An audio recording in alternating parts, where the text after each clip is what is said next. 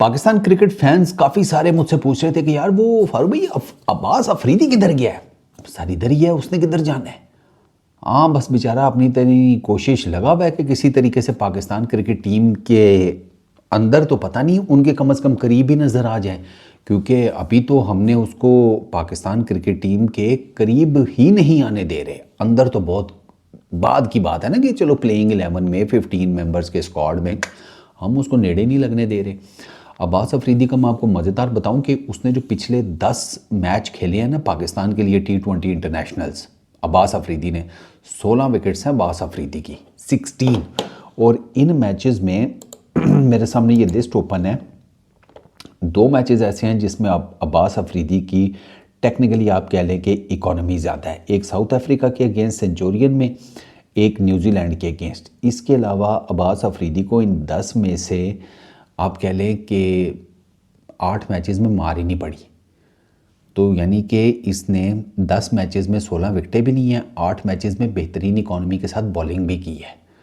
लेकिन वो अब्बास अफरीदी हमें नहीं नज़र आता। PSL में इसने 17 विकेटें ली हैं। उसके बाद अभी हांगकॉन्ग सुपर सिक्सेस खेला था, पाकिस्तान की कप्तानी की थी, वहाँ पर बड़ी ज़बरदस्त किस्म की बॉलिंग भी की, बैटिंग भी की। 6 छक्के मारे थे इसने एक ओवर में।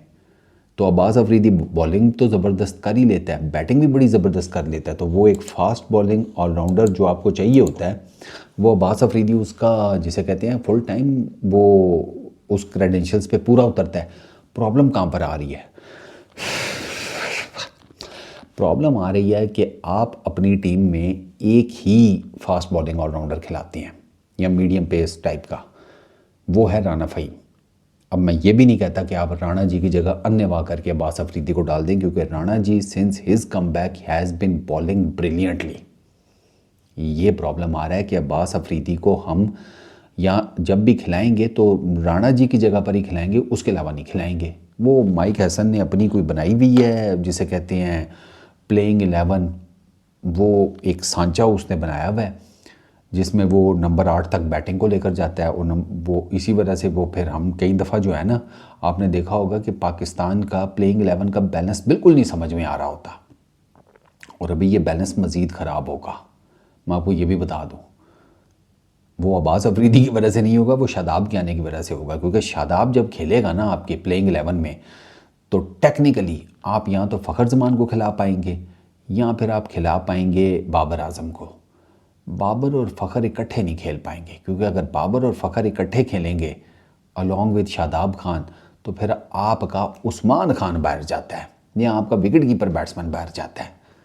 तो फिर आप क्या फरहान से कीपिंग कराएंगे? ये आप लोगों का मगालता है कि फरहान कीपिंग कर लेता है या वो कोई बड़ा सुपर डुपर किस्म का कीपर है। वो एक रेलू कट्टा टाइप का कीपर है जिसने कभी कभार एमी ग्लव शुगल मेले में पहन के तो कीपिंग कर ली। वो तो एक दफ़ा शुएब मलिक को भी चाह चढ़ा था विकेट कीपिंग करने का। तो वो फरहान उसी टाइप का विकेट कीपर है जिस टाइप का शुएब मलिक थे, ठीक है। तो वो आपका ये बैलेंस मज़ीद ख़राब होगा। बट अब्बास अफरीदी का भी प्रॉब्लम यह है कि अब्बास अफरीदी को हम खिलाएँ तो खिलाएँ किसकी जगह के ऊपर, क्योंकि हमारे पास शाहीन होता है, शाहीन के साथ एक और हम पेसर डालते हैं, एक हमने स्पिनर डालना होता है, 3 हमारे नीचे ही हो जाते हैं। पहले 8 जो हैं वो आपको पता है उसमें नवाज़ भी है, फ़हीम भी है, उसमें फिर आपके ओपनर हैं और वो सारा कुछ। तो अब्बास आएगा ना, अगर टेक्निकली अगर आप मुझसे पूछें अब्बास आएगा तो आएगा राना फ़हीम की जगह के ऊपर, या अनलेस और अनटिल आप ये करें कि शाहीन के साथ जो आप दूसरा फास्ट बॉलर डालते हैं, आप उस फास्ट बॉलर की जगह के ऊपर अब्बास अफरीदी को खिला लें। लेकिन मुझे नहीं लगता कि आप ये चांस लेंगे, क्योंकि वहाँ पर अगर आप डालते हैं तो फिर आप स्किप किस किस को करेंगे? आप सलमान मिर्ज़ा को स्किप कर रहे हैं, आप नसीम शाह को स्किप कर रहे हैं, आप वसीम जूनियर को स्किप कर रहे हैं, आप हारिस रऊफ़ को स्किप कर रहे हैं। तो अब्बास अफरीदी का इस टाइम प्रॉब्लम जो है ना हमारी टीम में आने का, वो ये है कि अब्बास अफरीदी आ तो जाए, आएगा किसकी जगह के ऊपर? क्योंकि माइक हैसन का जो टीम का सांचा है उसमें अब्बास अफरीदी फिट इन नहीं बैठता, और अगर आपने उसे फिट इन बिठाना है तो सिर्फ एक जगह है, वो जगह है राना फ़हीम की। और मेरा ख्याल है कि राणा जी इस टाइम जिस तरह की बॉलिंग कर रहे हैं पाकिस्तान के लिए भी और आगे पीछे भी जहाँ वो खेलते हैं, जैसे BPL में जाकर देख लें, लीडिंग विकेट टेकर है राणा जी, 11 विकेटें हैं, बाकी किसी दूसरे की 10 भी नहीं है। सेकंड नंबर पर जो है लड़का उसकी 6 विकेटें हैं रिपॉन की। तो राणा जी बॉलिंग पाकिस्तान के लिए भी अच्छी कर रहे हैं, आगे पीछे भी अच्छी कर रहे हैं। तो वो तो राणा जी को आप निकालेंगे तो निरी बेवकूफ़ी है। और राणा जी हैंडी तो हैं with the bat, just like Abbas Afridi.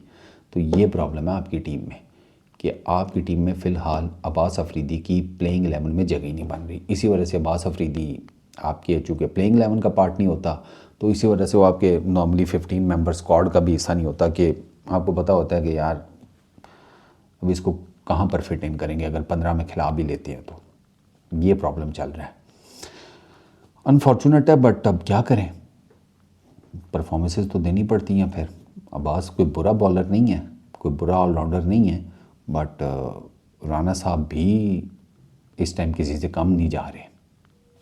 इस वीडियो में इतना ही। अपना बहुत ख्याल रखना भाई लोग।